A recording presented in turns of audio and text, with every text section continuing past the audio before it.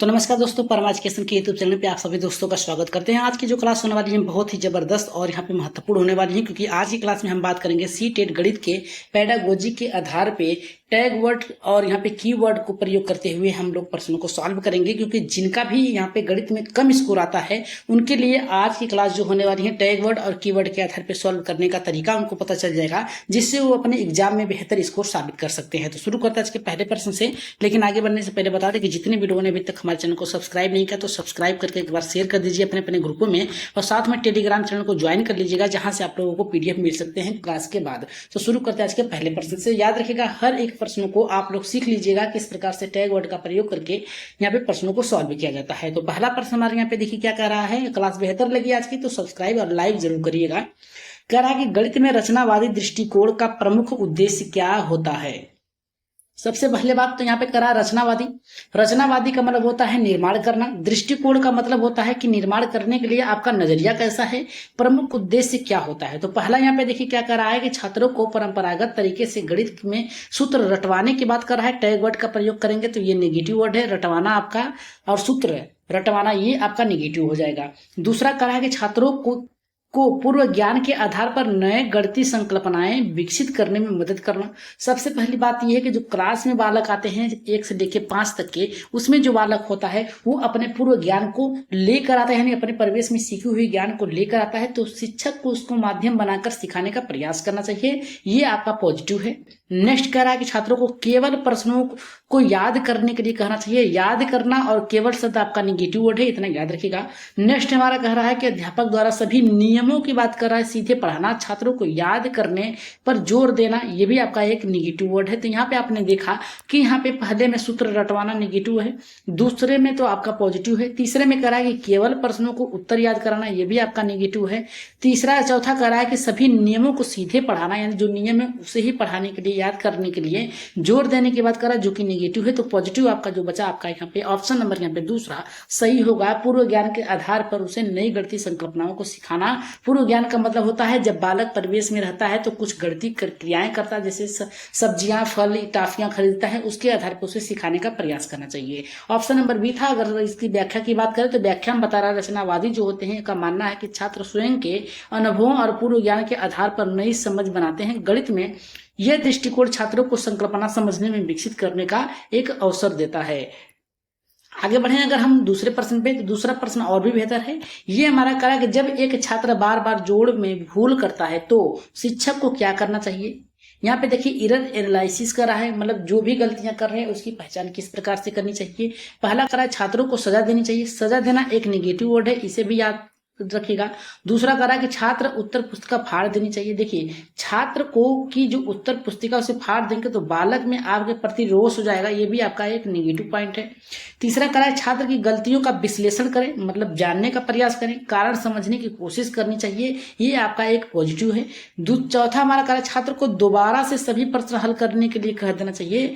जब तक आप उसकी गलतियों को पहचानेंगे नहीं तब तक आप उसे प्रश्न देंगे, वही तो फिर गलतियां करेगा। इस आधार पर यह भी आपका नेगेटिव है। आपका देखिए यहाँ पे पहले में नेगेटिव है, दूसरे में नेगेटिव है, तीसरा पॉजिटिव है और चौथा भी नेगेटिव है। तो राइट आंसर यहाँ पे ऑप्शन नंबर यहाँ पे तीसरा सही होगा। अगर हम बात करें इसकी व्याख्या की तो व्याख्या में देखिए क्या बताया गया है। बताया गया है कि त्रुटि जो विश्लेषण होती है, एरर एनालिसिस जो होती है, इसका उद्देश्य जो होता है शिक्षक यह समझने की छात्र की बार बार की गई गलतियों को क्यों कर रहा है। यह विश्लेषण शिक्षण को बेहतर बनाने में मदद करता है।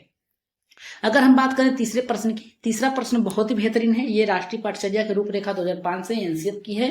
कह रहा है कि राष्ट्रीय पाठचर्या रूपरेखा 2005 एनसीएफ 2005 के अनुसार गणित शिक्षण का मूल उद्देश्य क्या है। इसे गलत मत करिएगा। यहाँ पे देखिए तीसरे का हमारा क्या कह रहा है कि छात्रों से गणित का डर हटाना और उसे रुचिकर बनाना, यानी गतिविधि आधारित बनाना, ताकि बालक जिज्ञासा ले, ये आपका पॉजिटिव है। दूसरा करा छात्रों को गणित में 100% अंक दिलाना। 100% आप अंक नहीं दिला पाएंगे, ये नेगेटिव है। करा कि छात्र को हर दिन होमवर्क ज्यादा नहीं दे सकते, ये भी आपका नेगेटिव है। करा कि केवल पाठ्य पुस्तक तक सीमित रहना, ये भी नेगेटिव वर्ड है। राइट आंसर ऑप्शन नंबर पहला सही होगा। ठीक, इसमें आपने देखा दूसरा भी आपका नेगेटिव है, तीसरा भी नेगेटिव, चौथा भी है, पहला यहाँ पे आपका पॉजिटिव है। आगे बढ़ते हैं यहाँ पे इसकी व्याख्या पे। व्याख्या देख लेते हैं क्या कह रहा है। व्याख्या में देखिए बताया गया है एनसीएफ 2005 के अनुसार गणित को ऐसा बनाया जाना चाहिए कि छात्र उसमें रुचि ले, डरे नहीं और रोजमर्रा की समस्याओं को हल करने में उसके उपयोगी कर सके। अगर क्लास बेहतर लग रही है, अगर कोई भी डाउट तो एक बार कमेंट में जरूर बताइएगा कि क्या डाउट आपके रह गए हैं, उसे दूर करने का प्रयास किया जाएगा। और नेक्स्ट क्लास आप लोगों के जो है आपके एनसीएफ या फिर एनसीईआरटी पर आधारित होंगी, जो कि बहुत ही महत्वपूर्ण होने वाली है। उस क्लास को देखना न भूलेंगे। और आज की क्लास के लिए जितने भी लोग देख रहे हैं एकदम ईमानदारी से लाइक कर दीजिएगा, और लाइक ईमानदारी से कर रहे तो 100% आपका श्योर है कि आप लोग सीटेट में पास करेंगे। तो यहाँ पे देखिए क्या कर रहा है कि चौथा अवधारणात्मक समझ जो होता है का अर्थ क्या होता है। पहला करा यहाँ पे गणित में सवालों को केवल उत्तर तक सीमित रखना, केवल शब्द आपका एक नेगेटिव है। दूसरा करा कि छात्रों को यह समझ में आना कि कोई गणितीय नियम क्यों और कैसे काम करता है, पॉजिटिव है। छात्र को गुणा और भाग के सारे उत्तर याद करने के लिए कहना चाहिए, याद करना एक नेगेटिव वर्ड है। यहाँ पे चौथा करा कि हर सवाल को बिना सोचे हल करना, सोचना है आपको पड़ेगा, ये आपका ऑप्शन गलत है। राइट आंसर जो जाएगा आपका यहाँ पे चौथे का दूसरे के साथ जाएगा। छात्र को यह समझ में आना चाहिए कि गणितीय नियमों को क्यों और कैसे काम किया जाता है, किस प्रकार से सोल्व किया जाता है। राइट आंसर ऑप्शन नंबर दूसरा सही होगा। अगर व्याख्या की बात करें तो बताया है कि अवधारणात्मक समझ का अर्थ होता है छात्र को यह समझ में आए कि वह क्या कर रहा है और क्यों कर रहा है, ये केवल प्रक्रिया से अधिक महत्वपूर्ण होता है।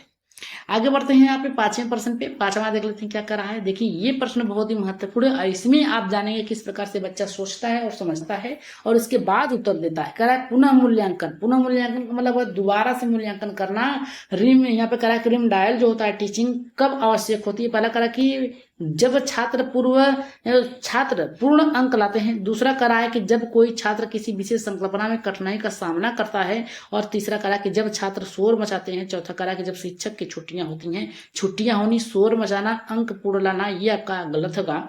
राइट आंसर ऑप्शन नंबर दूसरा होगा, क्योंकि जब तक छात्र की क्या कमियां हैं, क्या गलतियां कर रहे हैं उसे नहीं जानेंगे तब तक आप पुनः मूल्यांकन के द्वारा उसे सही नहीं कर सकते थे। पुनः मूल्यांकन के द्वारा ही आप बालक की कठिनाइयों को जान सकते हैं। अगर इसकी व्याख्या की बात करें तो व्याख्या में बताया गया है यहाँ पे कि पुनः मूल्यांकन तब किया जाता है जब कोई छात्र किसी विषय वस्तु को ठीक से नहीं समझ पाता है। इसमें छात्र को उसी संकल्पना को वैकल्पिक तरीके से दोहराया या फिर सिखाया जाता है। अगर हम बात करें यहाँ पे छठे प्रश्न की, बहुत ही बेहतर प्रश्न है ये और इसका आंसर आप लोग हमारे पढ़ने से पहले आप लोग कमेंट बॉक्स में दे दीजिएगा। यहाँ पे बता रहा है यहाँ पे कि गणितीय समस्या समाधान कौशल प्रॉब्लम सॉल्विंग स्किल जो होता है को कैसे विकसित किया जा सकता है। पहला कर रहा है कि छात्रों को रटे रटाए सवाल देना, जो कि गलत है, नेगेटिव पॉइंट है। और यहाँ पे नेक्स्ट कर रहा है कि छात्रों को खुले और बहुविकल्पी समस्याएं देना। याद रखिएगा, खुले और बहुविकल्पी दोनों तरीके से देंगे, बालक बहुत ही अच्छे तरीके से सीखेगा। छात्रों को केवल दिया है, यहाँ पे नेगेटिव मार्क मार दीजिएगा। गणित पढ़ाने के बजाय केवल परीक्षा, ये भी आपका नियम पे ध्यान दे रहा है। देखिए रटे रटाए नेगेटिव है, केवल शब्द गणितीय इतिहास पढ़ाना ये भी आपका नेगेटिव है, और केवल परीक्षा लेना ये भी आपका नेगेटिव। जहां पर भी केवल शब्द आए वो आपका नेगेटिव होगा। राइट आंसर ऑप्शन नंबर यहाँ पे दूसरा सही होगा। अगर इसकी व्याख्या की बात करें तो व्याख्या में बताया गया है कि समस्या समाधान कौशल तब विकसित होती है जब छात्रों को खुले प्रश्नों और रचनात्मक चुनौतियों के साथ यहाँ पे जीवन से जुड़ी समस्याओं को हल करने के अवसर मिलते हैं।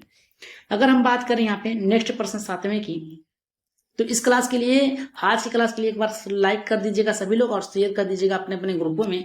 यहाँ पे कह रहा है कि गणितीय चिंतन जो होती है, मैथ जो यहाँ पे होती है, इसको निपटाने के लिए या फिर निपटने के लिए या फिर सर्वोत्तम तरीका क्या होता है। जो भी गलतियां हैं, चिंतन है यहाँ पे, उसे दूर करने के लिए सर्वोत्तम तरीका क्या है। छात्रों को गणित से दूर रखना नहीं, छात्रों को अधिक होमवर्क देना नहीं, छात्रों को प्रोत्साहित करना और गणित को यहाँ पे खेल गतिविधि के द्वारा माध्यम से पढ़ाना, ये भी आपका पॉजिटिव होगा। छात्रों के नंबर के आधार पर छात्रों को डांटना, ये भी आपका नेगेटिव वर्ड है। राइट आंसर ऑप्शन नंबर यहाँ पे तीसरा सही होगा। अगर हम बात करें यहाँ पे नेक्स्ट टॉपिक से पहले यहाँ पे व्याख्या की, व्याख्या में बताया गया है कि यहाँ पे गणितीय चिंतन को दूर करने के लिए शिक्षक को एक सहयोगी, प्रेरक और रचनात्मक वातावरण बनाना चाहिए। गतिविधि और खेलों के माध्यम से गणित सिखाना और अधिक अवसर देना, ये आपका असरदार होगा। अगर हम बात करें 8वें प्रश्न की, जो कि बहुत ही बेहतरीन प्रश्न है, इसमें देखिए क्या बताया गया है कि उपयुक्त शिक्षण सामग्री टीचिंग एड्स गणित शिक्षण में किस प्रकार सहायक होती हैं। कह रहा है पहला कि केवल कक्षा में सजावट के लिए होना चाहिए, केवल यहाँ पे दिया है सजावट, ये आपका नेगेटिव पॉइंट है। दूसरा कह रहा है कि बच्चों का ध्यान भटकाने के लिए होनी चाहिए, नहीं। अमूर्त संकल्पनाओं और मूर्त बनाने में छात्रों को बेहतर समझ दिलाने में सहायक होती है, एकदम सही है। नेक्स्ट कर रहा है कि अध्यापक की जगह लेने के लिए, नहीं। राइट आंसर आपका आएगा यहाँ पे तीसरे के साथ जाएगा। यहाँ पे बताया गया है कि अमूर्त मतलब तर्क आधारित संकल्पनाओं को मूर्त मतलब जो वस्तु है उससे बनाने और छात्रों को बेहतर समझ दिलाने में सहायक होती है। राइट आंसर यहाँ पे तीसरा सही होगा। अगर इसकी व्याख्या की बात करें तो व्याख्या में बताया गया है कि गणित जैसे समांतर रेखाएं, कोण, विभिन्न आदि को समझाने में शिक्षक अगर वास्तविक वस्तुएं, मॉडल, चार्ट, तकनीकी साधनों का उपयोग करे तो छात्र बेहतर तरीके से समझ पाएगा। अगर हम बात करें यहाँ पे 9वें प्रश्न की, जो कि बहुत ही बेहतर है, इसका आंसर आप लोग कहाँ देंगे, कमेंट बॉक्स में देंगे और बताएंगे कि इसका आंसर क्या होगा। वास्तविक जीवन की स्थिति में गणितीय समस्याओं का प्रयोग, रियल लाइफ यहाँ पे करा है, कॉन्टेक्स्ट क्यों आवश्यक है। पहला करा है ताकि छात्र गणित को मजेदार माने। दूसरा करा के ताकि छात्र गणित को केवल परीक्षा तक सीमित रखे, गलत है। ताकि छात्र जीवन की समस्याओं को हल करने में गणित का प्रयोग कर सके। और यहाँ पे चौथा कह रहा है यहाँ पे कि उपयुक्त सभी। तो राइट आंसर यहाँ पे 9वें का किसके साथ जाएगा। देखिए यहाँ पे कहा कि ताकि गणित को केवल परीक्षाओं तक सीमित न रख सके, सॉरी यहाँ पे न रख सकने की बात किया है। और तो इस आधार पे हमारा पहला भी सही है, दूसरा भी सही है, तीसरा भी सही है और उपयुक्त सभी है। अगर कहीं उपयुक्त सभी नजर आए तो 100% आपका यही आपका सही होगा। अगर व्याख्या की बात करें तो व्याख्या में बताया गया है कि गणित को जब वास्तविक जीवन की स्थितियों से जोड़ा जाता है तो छात्र उसका महत्व समझते हैं और उसे दैनिक जीवन के साथ भी प्रयोग करते हैं। अगर बात करें 10वें प्रश्न की तो यहाँ पे करा लर्निंग आउटकम का क्यों आवश्यक है। पहला करा ताकि शिक्षक जान सके कि क्या सिखाया है। दूसरा करा कि ताकि छात्र जान सके कि क्या सीखना है।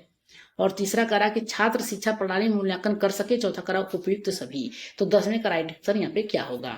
अगर 10वें की हम बात करें तो 10वें का यहाँ पे बता रहा है कि ताकि शिक्षक जान सके कि क्या सिखाया गया है, एकदम सही है, पॉजिटिव है। ताकि छात्र जान सके कि क्या सीखना है, यह भी सही है, पॉजिटिव है। ताकि शिक्षा प्रणाली मूल्यांकन कर सके, यह भी सही है।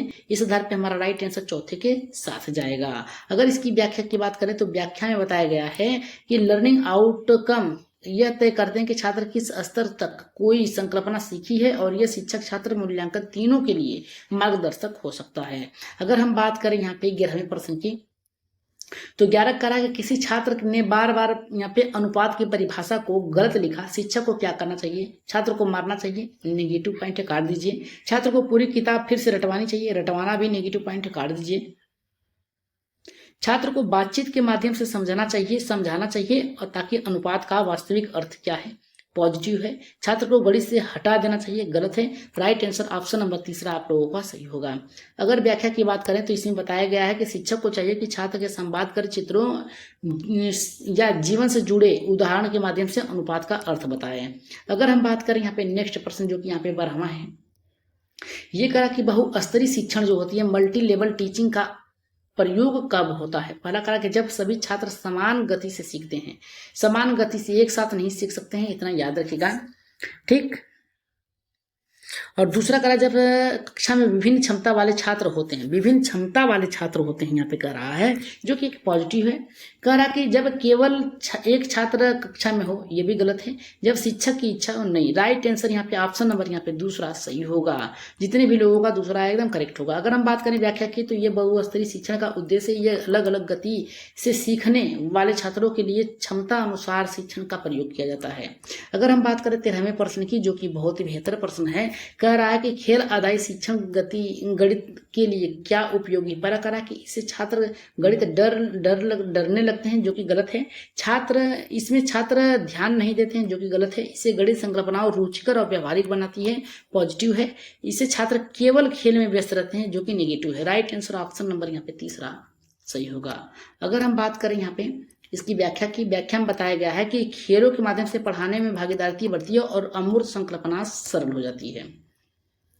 अगर नेक्स्ट प्रश्न की बात करें 14वें प्रश्न की, ये कह रहा है समूह कार्य ग्रुप वर्ग गणित शिक्षण में क्यों आवश्यक है? कह रहा है कि ताकि छात्र एक दूसरे से लड़ सकें, नहीं, लड़ने के लिए नहीं होता है। ताकि शिक्षक आराम कर सके, नहीं, ताकि छात्र एक दूसरे से सीख सकें और सहयोगी सीख संभव हो सके, एकदम पॉजिटिव है। चौथा कह रहा है कि ताकि समय पास हो सके, गलत है, राइट आंसर ऑप्शन नंबर यहाँ पे तीसरा सही होगा।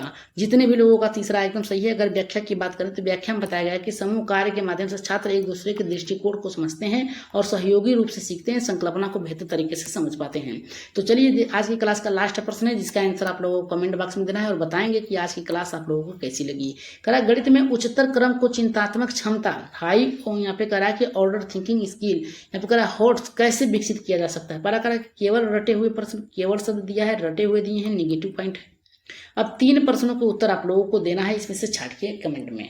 करा के खुले विश्लेषण और तर्कपूर्ण प्रश्न देकर, छात्र को डांट कर, केवल परीक्षा की तैयारी करा के, इसका आंसर आप लोग कहाँ देंगे? कमेंट बॉक्स में देंगे और बताएंगे कि आज की क्लास आप लोगों को कैसी लगी। अगर क्लास बेहतर लगी हो आप लोगों के लिए तो एक बार कमेंट में लाइक करके कमेंट में अपना सुझाव जरूर दीजिएगा कि अगली क्लास किस पे चलाई जाए, क्योंकि आज की क्लास बनाने में बहुत ही मेहनत लगी है। तो आज के लिए एक बार सब्सक्राइब जरूर कर दीजिएगा। तो चलते चलते यही कहेंगे कि शेयर करिएगा अपने ग्रुप में, टेलीग्राम चैनल में जुड़कर वहाँ से आप PDF प्राप्त कर सकते हैं, या फिर व्हाट्सएप ग्रुप में डायरेक्ट जुड़ने के लिए हमारे डिस्क्रिप्शन में लिंक दिया गया है, वहाँ से आप जुड़ सकते हैं और बेहतर तरीके से वहाँ पे आपको PDF मिल सकती है किसी भी प्रकार की। तो आज के लिए इतना ही, धन्यवाद। जाते जाते आप लोग अपना ध्यान और यहाँ पे प्रिपरेशन जरूर करिएगा, ताकि एग्जाम आने पे आप लोगों को ज्यादा मेहनत न करनी पड़ी। तो आज के लिए इतना ही, धन्यवाद।